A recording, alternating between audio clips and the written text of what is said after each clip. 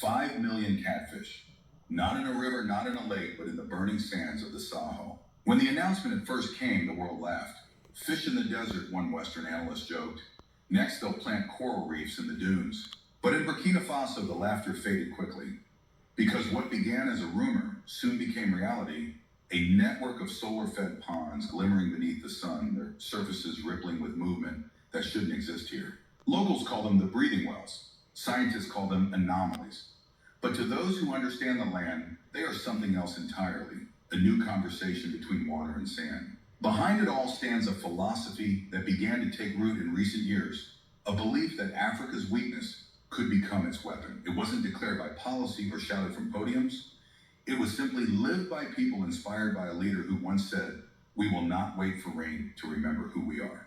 That spirit, often called the Traoré effect, became the spark for one of the most improbable experiments on Earth, farming catfish in a desert where even camels fear thirst. But this isn't a story about miracles. It's a story about defiance and the question at its heart: can life swim where life was never meant to be? When the project was first introduced in early 2025, even local farmers struggled to believe it. The idea sounded like madness to raise catfish creatures of murky rivers and humid wetlands in one of the driest regions on Earth. But the plan was real. It came from a coalition of engineers, ecologists, and cooperatives under the Sahel Ecological Renewal Council.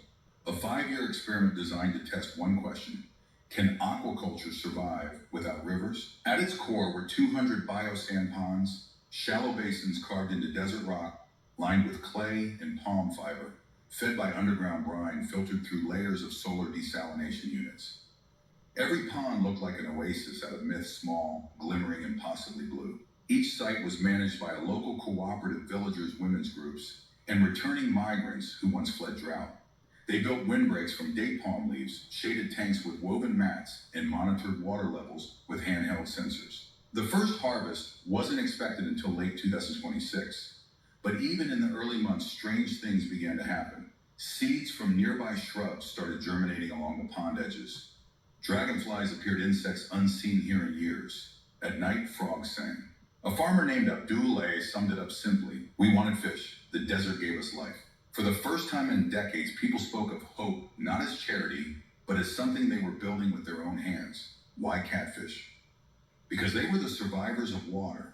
They could breathe air through their skin, endure high temperatures, and feed on organic waste, a perfect partner for a land with little to give.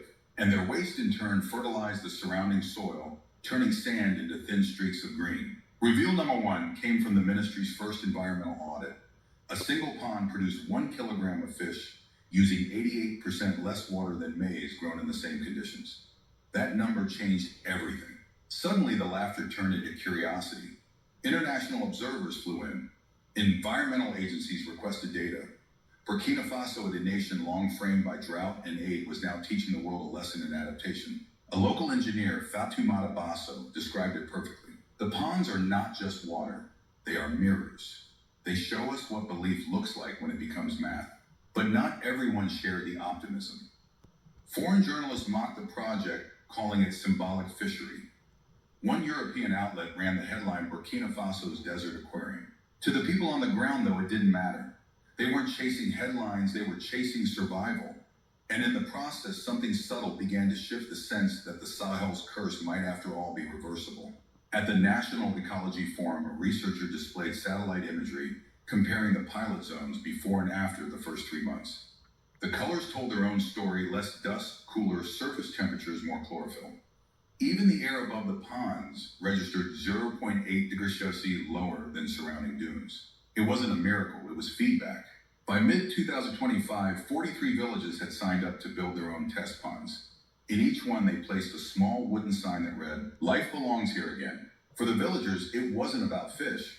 It was about proving that even the impossible can start with a bucket of water and a will to stay. Still, one question hung in the heat. If catfish can swim in sand, what does that say about the people who dared to imagine it? Stay with us.